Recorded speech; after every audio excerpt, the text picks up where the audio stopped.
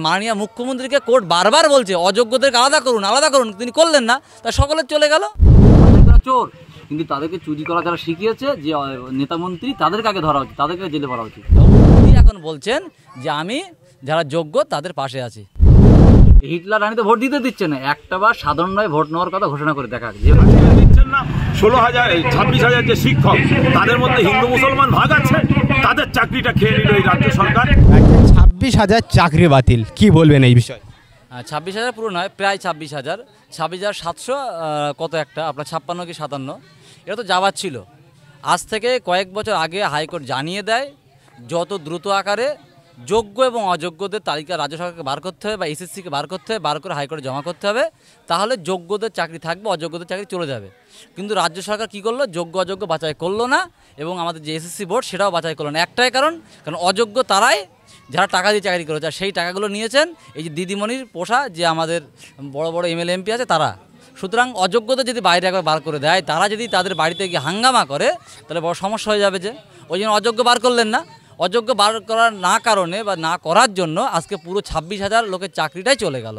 এবং দিদি এখন বলছেন যে আমি যারা যোগ্য তাদের পাশে আছি। কোথায় যোগ্যদের পাশে আছেন? আপনি তো কালকে বললেন কি সিভিক, এর আগে ছিল না রাজ্যে সিভিক, পুলিশ চাকরি না দিতে পারে সিভিক হচ্ছিল, এখন সিভিক আপনার মাস্টার হয়ে যাবে। অর্থাৎ কি, তাহলে সিভিকের না ছিল, যখন ইচ্ছা প্রশাসন ডাকবে, যখন ইচ্ছা ঠেলে দেবে। যারা যোগ্য ব্যক্তি, যাদের বাড়ির সংসার আছে, তার বউ ছেলেপিলে আছে, তারা খেতে পাবে না এই অযোগ্য মুখ্যমন্ত্রীর জন্য। তিনি যাকে যোগ্য মুখ্যমন্ত্রী কাজ করতেন, তাহলে আজকে তাদের হাল এরকম হতো না। ভাবলে অবাক লাগে, আজকে সাধারণ অশিক্ষিত বলে যারা আর কি, শিক্ষাগত যোগ্যতায় কম, আমাদের মা বোনেরা যদি তাদের স্বামীরা বা তার শ্বশুররা চাল এনে দেন, সেই চাল কিন্তু ডাইরেক্ট হাঁড়িতে দেন না, তার আগে না ওই গ্রাম অঞ্চলে আপনার ওই কুলোতে ঢালে এক ধারে দেখেছি চাল আর মায়েরা করে, আর এক ধারে আপনার খুদ, এই দুটোকে আলাদা করে দেয়। আলাদা করার পরে ভিন্নতা দেখায় যে এই চালটাকে রান্না করতে হবে, খুদটাকে ফেলে দিতে হবে। আর মাননীয় মুখ্যমন্ত্রীকে কোর্ট বারবার বলছে অযোগ্যদেরকে আলাদা করুন, তিনি করলেন না, তা সকলে চলে গেল। এখন আর কি বলবো নি। এই যে 26,000 চাকরি বাতিল, তাদেরকে আগামীকাল মুখ্যমন্ত্রী ইন্ডোরে ডেকেছিল আলোচনার জন্য, কিন্তু যারা চাকরি প্রার্থী গিয়েছিল তাদের ঢোকার আগে বহিরাগতরা ঢুকে বসে আছে, কি বলবেন? এটা তো বহিরাগতই রাজ চলছে। দিদি বলেছিলেন না যে সমস্ত রাজ্য জুড়ে আমি একাই লড়ছি। দিদি বাংলার নিজের মেয়েকে চায়, তিনি বাংলা নিজের মেয়েকে চাচ্ছেন, তার নিজের ঘরের মেয়ে যারা, নেতা কাতার মেয়ে যারা, নেতা কাতার শালাশালি, নেতা কাতার আপনজন, নেতা কাতার গার্লফ্রেন্ড, এদের তো বাড়ি বইয়ের থেকে গার্লফ্রেন্ড বেশি, তারা তো চাকরি দিয়েছেন, তারা হলো অযোগ্য। এখন কালকে তো যোগ্যরা ঢুকেছে, যোগ্যরা যে কাজ সরকার পারেনি যোগ্য অযোগ্য আপনার আলাদা করতে, সেই কাজ আমাদের সাধারণ যোগ্য যারা শ্রেণী ছিল, যোগ্য শিক্ষক শিক্ষিত, তারা কাছে যোগ্য অযোগ্য পার্থক্য গড়ে দিয়েছে। অযোগ্য ঢুকতে পারছে না, তাই তার আগে থেকে তারা ঢুকে গেছে। আপনি খবরে দেখেন, তারাই হলো অযোগ্য সেই প্রার্থী যারা কালকে আগে থেকে ঢুকেছিল। তারা যখন বাইরে বার হচ্ছে, তাদেরকে মিডিয়ারা জিজ্ঞাসা করলে তারা দৌড়ে পালাচ্ছে। স্বাভাবিক জিনিস তো, তারা তো অযোগ্য। আজকে রাজ্য সরকার বলছে 6,000 অযোগ্য, কিন্তু কেন্দ্র এজেন্সি বলছে 9,000 অযোগ্য। তারা যে অযোগ্য ছিল, যদি তাদেরকে বাদ দিত তাহলে কালকে দৌড়াতে হতো না, এবং তাদেরকে যদি ধরতে পারতো তাহলে তাদের কাছে যারা টাকা নিয়েছে যে নেতামন্ত্রীগুলো, তাদেরকেও ধরা যেত। মুখ্যমন্ত্রী বারবার বলছে বিরোধীদের উপর তোপ চালাচ্ছে যে বিরোধীদের জন্য তো চাকরি গিয়েছে। আরে ভাই, বিরোধীদের জন্য কে গিয়েছে? আপনার তো প্যানেল বাদ দিতে হতো না, আপনি পুরো লঙ্কাটাকে পুড়িয়ে দিলেন। আরে বলে না সে মশা মাথা কামান দাগা, আপনি যদি মশাগুলোকে মেরে ফেলতেন তাহলে কামান দাগতে হতো না। আপনাকে বারবার বলেছে আপনি যেটা অযোগ্য তাদেরকে নিয়োগ করুন। আর অযোগ্যতা যদি বাইরে বার করে দিত কী সমস্যা ছিল? আজকে অযোগ্যতা তো এমনিও বাইরে চলে গেল, তার সঙ্গে 12% ইন্টারেস্ট দিয়ে আপনি ভাবেন তো। হ্যাঁ, তারা অযোগ্য আমরা জানি, কিন্তু দীর্ঘ 3-4 আপনার 6 বছরের উপর চাকরি করেছে, করার পরে তারা যদি আজকে 12% ইন্টারেস্টের টাকা দিতে হয়, কোথায় পাবে টাকা? আমরা জানি তারা চোর, কিন্তু তাদেরকে চুরি করা যারা শিখিয়েছে যে নেতামন্ত্রী, তাদেরকে আগে ধরা উচিত, তাদেরকে জেলে ভরা উচিত। আমরা দেখলাম ইন্ডোরে যখন প্রোগ্রাম চলছিল, তখন মুখ্যমন্ত্রীর আলোচনায় খুশি নয় চাকরি প্রার্থীরা, বারবার একটা উত্তেজিত পরিস্থিতি হচ্ছিল। খুশিটা হওয়া স্বাভাবিক নয়, খুশির হবে কিভাবে? আরে এই মুখ্যমন্ত্রীদের রাজ্য শুধু পরীক্ষার্থী নয়, চাকরিজীবী নয়, সাধারণ খেটে খাওয়া মানুষ, কৃষি শ্রেণীর মানুষ, দিনমজুর, সাধারণ মানুষ কেউ সুখী নয়। এই বাংলার রানীকে নিয়ে কেউ সুখী নয়, কারণ এই বাংলার যে রানী আছেন তিনি হিটলার রানীতে পরিণত হয়েছে, হিটলারের মতো ব্যবহার করছে। যেখানে বিরোধীরা কথা বলবে গলা চেপে ধরো, কথা বললে গলা চেপে ধরো। হিটলারের থেকেও খারাপ ব্যবহার করছে। হিটলার মনে এমন খারাপ ছিল না, তিনি ডাইরেক্ট যুদ্ধ করতেন, তিনি যুদ্ধ করছেন ডাইরেক্ট না, ইনডাইরেক্ট যুদ্ধ। এটা হলো ঘরের শত্রু বিভীষণ টাইপের। যোগ্য অযোগ্য বাছাই করার আগেই পুরো প্যানেল বাদ দেওয়া হলো, তারপরেও মুখ্যমন্ত্রী এখনও বলছে যে যারা যোগ্য তাদেরকে চাকরি দেওয়া হবে। হ্যাঁ, মুখ্যমন্ত্রী কে বলতে বললো? মুখ্যমন্ত্রীকে বলতে হবে না তো, কলকাতা হাইকোর্টে বলেছিল, আবার সুপ্রিম কোর্টে বললো, মহামান্য আদালতে বলে দিয়েছে যারা অযোগ্য তাদেরকে দূরে ফেলে দিন, তাদের লিস্ট দিয়ে দিন, আর যারা যোগ্য তাদেরকে পুনরায় নোটিফিকেশন জারি করে কিছু একটা মাধ্যমে, পরীক্ষার মাধ্যমে আপনি নতুন করে নিয়োগ দিন। কিন্তু রাজ্য, আপনি চিন্তা করতে হবে, সুপ্রিম কোর্ট কিন্তু একবারে বলেননি যে তাদেরকে পুনরায় ওইভাবে পরীক্ষা নিন, সেটা রাজ্য সরকার নিজস্ব ব্যাপার।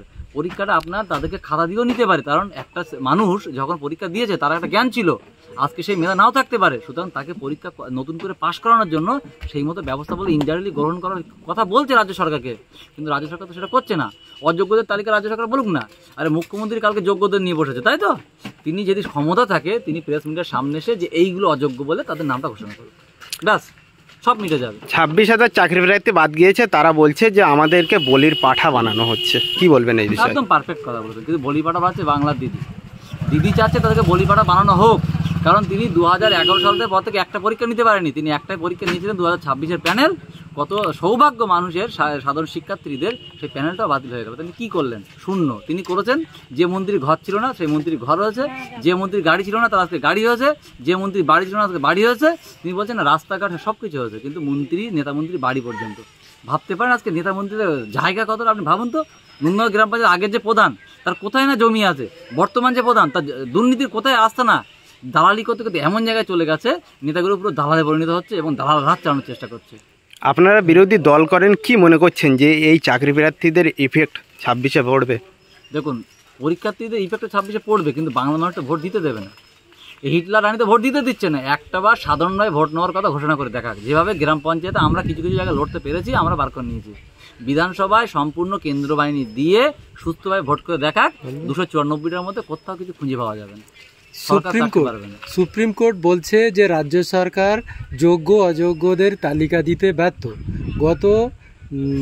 গতকাল মুখ্যমন্ত্রী ইন্ডোরে দাবি করেছেন সুপ্রিম কোর্ট থেকে যোগ্য অযোগ্যদের তালিকা চেয়ে নেবে, তাহলে কে মিথ্যা বলছে?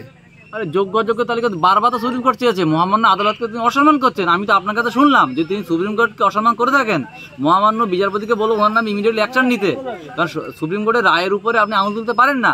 আপনাকে ভালো লাগতেও পারে নাও পারে, কিন্তু আপনি মাননীয় মুখ্যমন্ত্রী বলে আপনি সুপ্রিম কোর্টকে অবমাননা করতে পারেন না। দিদি দাবি করছেন যে সুপ্রিম কোর্টের কাছ থেকে যোগ্য অযোগ্যর তালিকা চাইবেন। সুপ্রিম কোর্ট কেন দেবে? যোগ্য অযোগ্য তালিকা দেবে রাজ্য সরকার। রাজ্য সরকার যে এসএসসি বোর্ড তারা দেবে যোগ্য অযোগ্য। আরে টাকা খেয়েছেন আপনি, দুর্নীতি করেছেন আপনি, তো আপনার লিস্ট আপনি দেবেন না? আপনি যে লিস্ট ভাড়া করা উচিত ছিল আপনি করতে পারলেন না, কিন্তু সাধারণ যারা পরীক্ষার্থী কালকে তারা যোগ্য অযোগ্যদের মধ্যে পার্থক্য বুঝে তারা নিজেরা অযোগ্যদের বাতিল করে দিচ্ছে। তাহলে আপনি কিসের মুখ্যমন্ত্রী যে আপনি যোগ্য অযোগ্য বার করতে পারছেন না? আর কিসের এসএসসি বোর্ড? অত্যন্ত দুঃখের, এই রাজ্য সরকার বিজেপির সঙ্গে যে গঠা তার একটা প্রমাণ হয়ে গেছে। তাই যদি না হতো অভিষেক ব্যানার্জির মতো মানুষ চুপ মেরে মাথা হ্যাক করে বসে থাকতো না, এবং পরপর 3টে এমপি তারা রাজ্য লোকসভার মধ্যে গিয়ে তারা প্রতিবাদ করেননি, আন্দোলন করেননি, ভোট দেননি।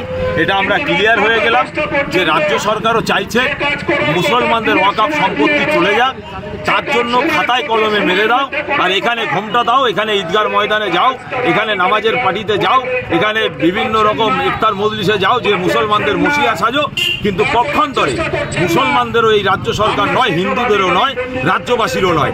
আজকে দেখছেন না 26,000 যে শিক্ষক তাদের মধ্যে হিন্দু মুসলমান ভাগ আছে, তাদের চাকরিটা খেয়ে নিল এই রাজ্য সরকার। অতএব এই রাজ্য সরকারের নীতি আদর্শ বলে কিছু নেই, ন্যূনতম লজ্জা মান সম্মান বলে কিছু নেই। মহিলা জাতির জন্য, আমার মায়েদের জন্য, বোনেদের জন্য একটা লজ্জা, কারণ আমার মা বোনরাও মহিলা, আর দেশের রাজ্যের মুখ্যমন্ত্রী তিনিও মহিলা। অতএব মহিলাদের জন্যই একটা লজ্জা, যেটা মাননীয় মুখ্যমন্ত্রী।